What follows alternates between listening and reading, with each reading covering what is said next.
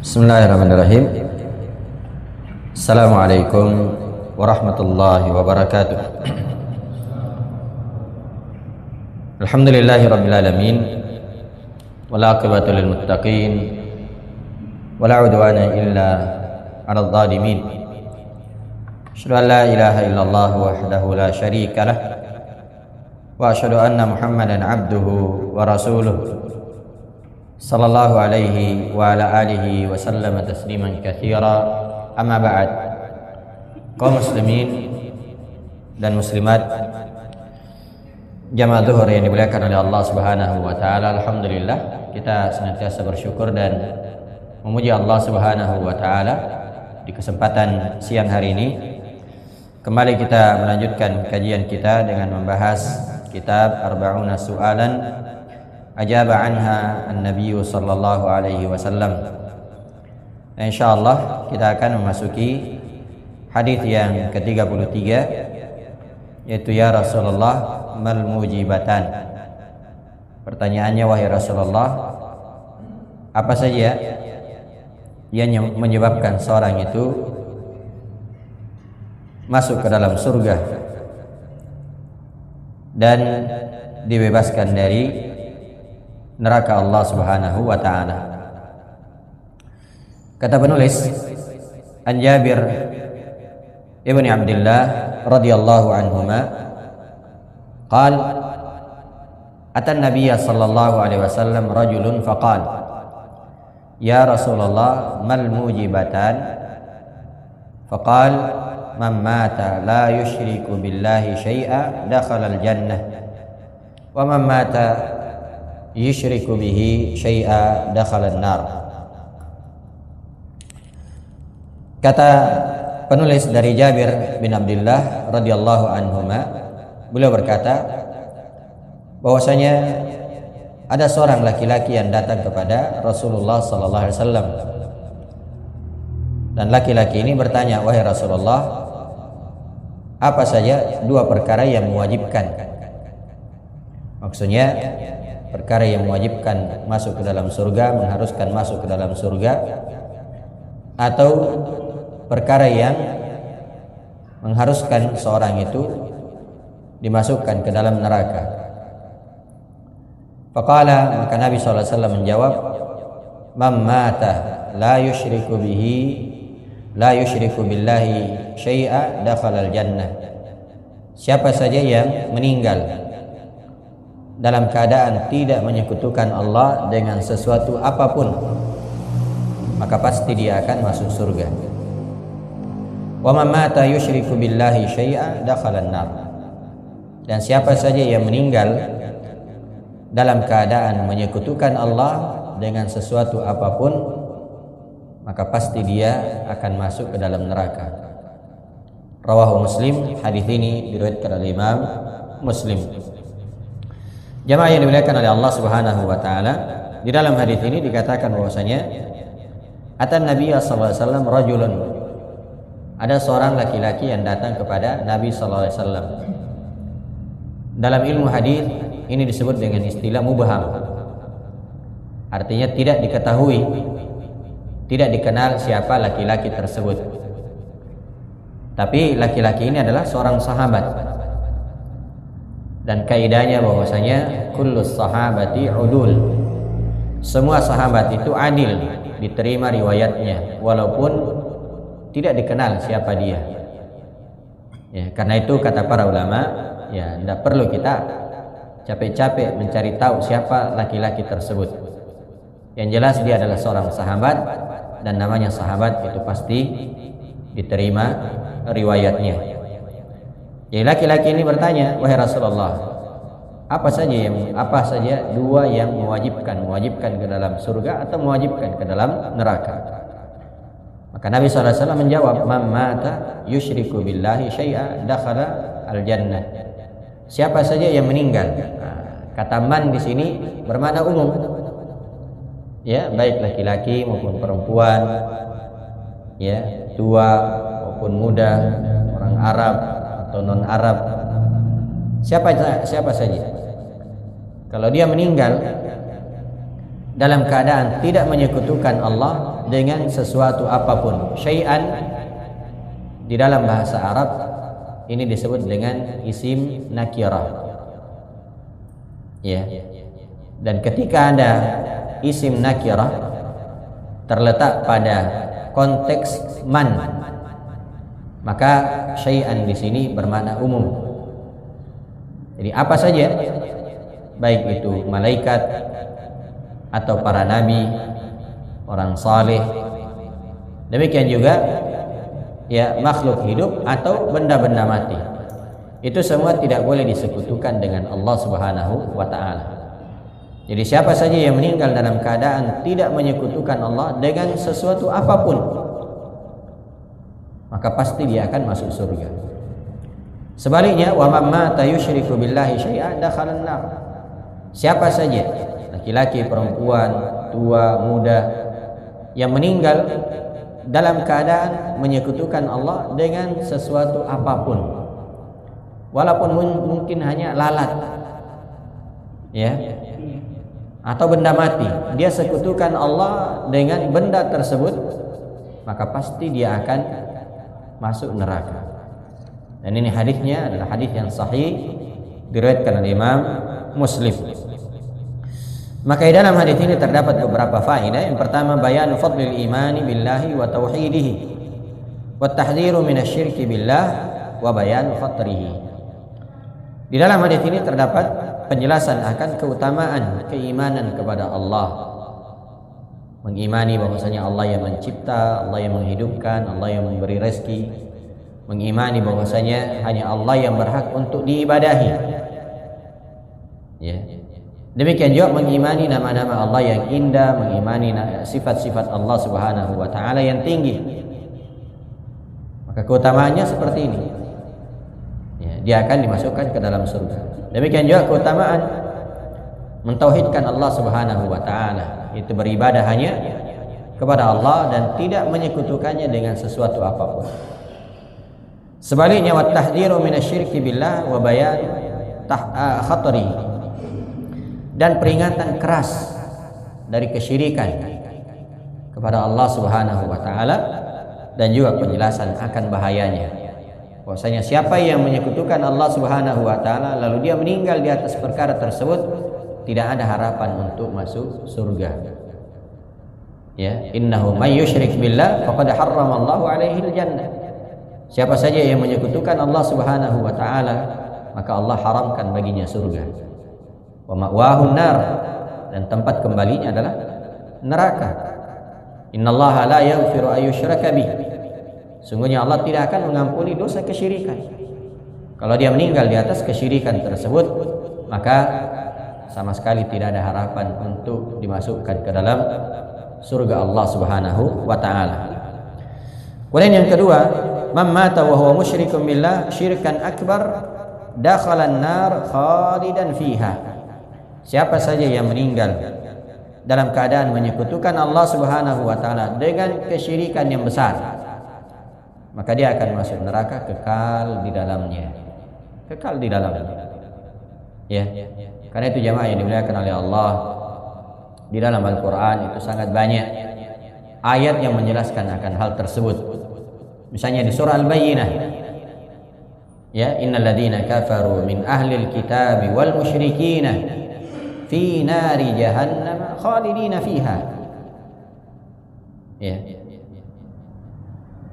Sungguhnya orang-orang kafir dari kalangan ahlul kitab, demikian juga orang-orang musyrik, ya, orang-orang yang menyekutukan Allah Subhanahu wa ta'ala, maka mereka akan dimasukkan ke dalam neraka jahannam khalidina fiha.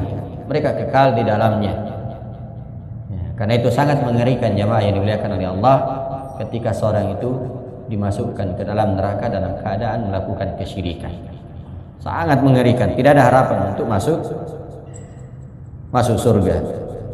Nah, kemudian faedah yang ketiga, wa man mata mu'minan billah dakhalal jannah walau ba'da ay yu'adzab. Siapa saja yang meninggal dalam keadaan beriman kepada Allah, maka pasti dia masuk surga, walaupun mungkin ya dia disiksa terlebih dahulu. Ya. Jadi siapa yang meninggal dalam keadaan beriman, dia akan dimasukkan ke dalam surga walaupun setelah disiksa. Karena itu jamaah yang dimuliakan oleh Allah, di antara keistimewaan tauhid bahwasanya tauhid itu adalah penyelamat. Penyelamat sehingga tidak kekal di dalam neraka, atau penyelamat sehingga dia dimasukkan ke dalam surga, langsung dimasukkan.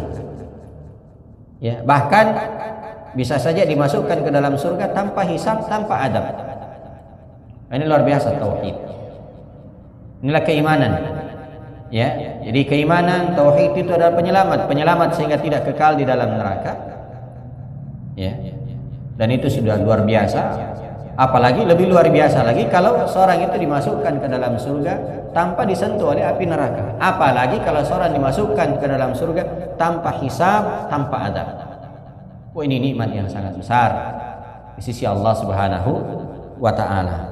Kemudian jemaah yang dimuliakan oleh Allah Subhanahu wa taala, di antara faedah yang lain dari hadis ini bahwasanya ya, dan tidak ada di kitab ini, dikatakan bahwasanya usatul muwahhidin tahta masyiatillah.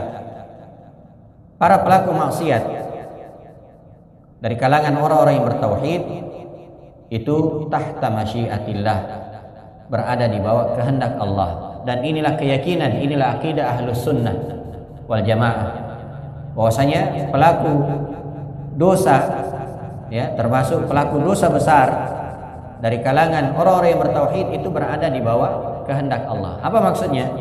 Insya'a adzabahu wa insya'a ghafara lahu. Kalau Allah menghendaki, Allah akan menyiksa mereka. Tapi kalau dia disiksa, ya seperti yang disebutkan tadi, dia disiksa tidak kekal di dalam neraka. Wa insya'a ghafara lahu. Dan kalau Allah menghendaki, Allah akan mengampuninya, tidak disiksa, langsung dimasukkan ke dalam surga Allah Subhanahu wa taala. Tsumma masiruhum ilal jannah. Kemudian tempat kembali mereka adalah surga Allah Subhanahu wa taala. Maka disinilah jamaah yang dimuliakan oleh Allah, keyakinan Ahlus Sunnah wal Jamaah yang membedakan dengan keyakinan-keyakinan yang lain. Seperti keyakinan orang yang mengatakan bahwasanya pelaku dosa besar itu kekal di dalam neraka, sehingga mereka mengkafirkan pelaku dosa besar. Dan ini tidak benar. Ya, tidak benar. Keyakinan yang seperti ini yang mengatakan bahwasanya pelaku dosa besar selain dari kesyirikan itu, ya, kafir, keluar dari Islam. Ini sekali lagi keyakinan yang keliru. Ya, sebagaimana juga keyakinan yang mengatakan bahwasanya dosa besar itu tidak mempengaruhi keimanan. Ya, imannya tetap sempurna. Ini juga keyakinan yang keliru. Keyakinan yang keliru. Karena itu Ahlus Sunnah wal Jamaah meyakini dari masa ke masa, dari kalangan para ulama, mereka mengatakan bahwasanya pelaku dosa besar itu, ya, dia kurang keimanannya, berkurang keimanannya, tapi tidak dikatakan keluar dari keimanan, tidak dikatakan kafir. Makanya mereka mengistilahkan fasik. Ya, fasik. Ya, fasik artinya ya orang yang melakukan dosa besar, tapi dosanya ini tidak menyebabkan dia dikeluarkan dari agama Islam. Ya. Ini jamaah yang dimuliakan oleh Allah Subhanahu wa taala. Karena itulah indahnya pemahaman Ahlus Sunnah wal Jamaah. Mereka selalu pertengahan dalam segala hal. Ya, tidak ekstrim namun tidak pula meremehkan. Ya. Karena sikap ekstrim berlebih-lebihan itu adalah hal yang bisa menyesatkan, membuat orang tersesat. Sebagaimana juga meremehkan, itu juga bisa menyebabkan seorang tersesat. Sikap yang paling bagus adalah pertengahan, dan itulah yang disebutkan di dalam Al-Quran. Demikian juga hadis-hadis Nabi Sallallahu Alaihi wa ala alihi wasallam. Mudah-mudahan ada manfaatnya, dan semoga Allah Subhanahu wa taala menjadikan kita sebagai orang-orang yang mentauhidkan Allah dan menjauhkan kita dari berbagai kesyirikan, baik itu kesyirikan yang besar maupun kesyirikan yang kecil. Dan semoga Allah mewafatkan kita di atas tauhid, di atas keimanan, dan di atas sunnah Nabi Sallallahu Alaihi wa ala alihi wasallam. Karena itu di antara doa sebagian as-salaf adalah Allahumma amitna ala sunnah, ya Allah wafatkan kami di atas sunnah. Ini mungkin yang bisa kita kaji, dan sebelum kita tutup, mungkin kalau ada hal yang ingin ditambahkan atau yang ditanyakan silakan.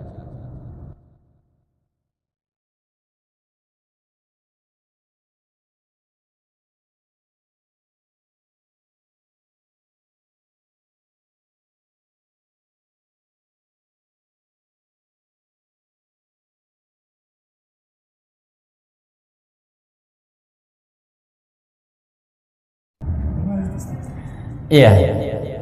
Jadi kalau dia seru dengan maksud dia memanggil apalagi berdoa kepadanya, maka ini tidak dibolehkan. Ya.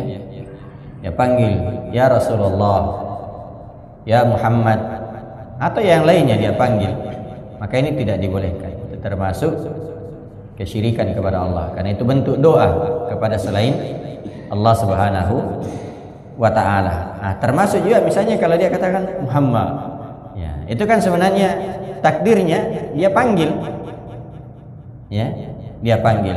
Karena itu jamaah yang dimuliakan oleh Allah, ya, yang dipanggil itu, yang diseru itu adalah orang yang masih hidup, ya, dan dia bisa mendengarkan panggilan kita, ya. Kemudian kita minta tolong kepadanya pada perkara yang memang dia mampu melakukannya. Adapun kalau misalnya dia sudah meninggal, siapapun dia tidak boleh kita panggil. Ya, itu yang pertama. Ya.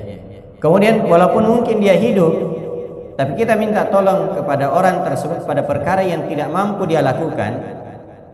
Ya, apalagi memang itu adalah kekhususan Allah Subhanahu wa taala, misalnya menyembuhkan dan selainnya. Ini juga tidak dibolehkan. Ini juga tidak dibolehkan. Karena itu para ulama mengatakan terkait dengan meminta pertolongan, meminta perlindungan, itu boleh dengan syarat pertama orang itu masih hidup. Yang kedua orang itu hadir atau dihukumi hadir, misalnya kalau sekarang ditelepon. Ya. Dan yang ketiga dia mampu melakukannya, bukan pada perkara-perkara yang tidak mampu dilakukan oleh manusia. Iya. Jadi apa yang disebutkan tadi, siapapun yang dia panggil, ya, manggil Rasulullah, memanggil nabi yang lain, memanggil orang-orang saleh, ya, dan selainnya, maka ini adalah hal yang tidak dibolehkan. Wallahu taala a'lam.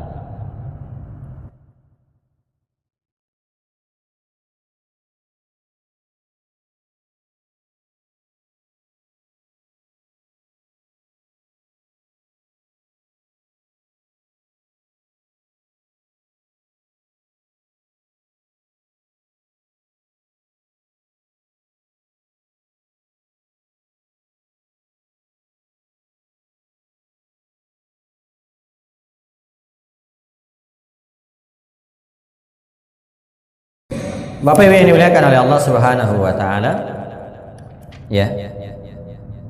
Orang yang pernah melakukan kesyirikan. Jadi apa yang disebutkan tadi itu bahwa innallaha la yaghfiru dzunuba jami'a. Innallaha la yaghfiru ayyushraka bi. Sungguhnya Allah Subhanahu wa taala tidak akan mengampuni dosa kesyirikan. Ini ayat berlaku kata para ulama bagi orang yang melakukan kesyirikan kemudian dia meninggal di atas kesyirikannya. Jadi kalau dia melakukan kesyirikan besar dan dia meninggal di atas kesyirikannya, ini tidak ada harapan untuk diampuni. Ya, itu di surah An-Nisa. Kemudian kalau misalnya seorang itu melakukan kesyirikan, kemudian dia bertobat kepada Allah Subhanahu wa taala. Dia bertobat kepada Allah Subhanahu wa taala dengan taubatan nasuha. Maka berlaku ayat di surah Az-Zumar, Allah Subhanahu wa taala berfirman, innallaha yaghfirud dzunuba jami'a. Sungguhnya Allah mengampuni seluruh dosa. Nah, termasuk kesyirikan. Termasuk kesyirikan. Jadi ini dua ayat ya, tidak bertentangan. Walaupun mungkin kelihatan ini kayaknya bertentangan. Kenapa satu mengatakan tidak mengampuni dosa kesyirikan, tapi ini mengatakan ya Allah mengampuni seluruh dosa. Jadi ayat yang pertama itu maksudnya kalau dia meninggal di atas kesyirikannya, ini tidak ada harapan untuk diampuni. Tapi kalau dia bertobat kepada Allah Subhanahu wa taala, ya, dia bertobat kepada Allah Subhanahu wa taala, maka berlakulah ayat di surah Az-Zumar yang mengatakan innallaha yaghfirudz dzunuba jami'a. Sungguhnya Allah mengampuni seluruh dosa. Ya, pertanyaan Bapak Ibu yang dimuliakan oleh Allah. Umar bin Khattab pernah tidak melakukan kesyirikan? Umar bin Khattab. Ya pernah. Ya. Tapi bagaimana Umar bin Khattab? Beliau salah satu sahabat yang dijamin masuk surga. Demikian juga sahabat-sahabat yang lain. Ada yang pernah melakukan kesyirikan. Ya, ada yang pernah melakukan kesyirikan. Ya. Tapi mereka adalah orang yang dikatakan dalam Al-Qur'an radhiyallahu anhum wa radu an. Ya, mereka atau Allah ridha kepada mereka, mereka pun ridha kepada Allah Subhanahu wa taala. Ya. Karena itu jamaah yang dimuliakan oleh Allah, tidak boleh seorang itu berputus asa dari rahmat Allah Subhanahu wa taala. Bagaimanapun besarnya dosa yang pernah dia lakukan, ya, kalau dia bertobat kepada Allah, ya ibadi la taqnatu min rahmatillah. Ya. Wahai hamba-hambaku, jangan kalian berputus asa dari rahmat Allah Subhanahu wa taala. Di sinilah Bapak Ibu yang dimuliakan oleh Allah, seorang itu tidak boleh membuat orang lain berputus asa. Tidak boleh kita mengatakan, kamu ini tidak ada lagi harapan. Ya, ini bahaya, tidak boleh seperti itu. Ya, harus kita kasih motivasi. Ya, sebagaimana juga tidak boleh terlalu besar harapannya. Ya, tidak apa-apa Ji, pokoknya ini, itu juga tidak boleh. Ya, harus ada rasa takut sekaligus ada harapan kepada Allah Subhanahu wa taala. Wallahu taala a'lam. Baik, mudah-mudahan ada manfaatnya. Hadanallahu wa iyyakum. Subhanakallah wa bihamdik, asyhadu an la ilaha illa anta astaghfiruka wa atubu ilaik.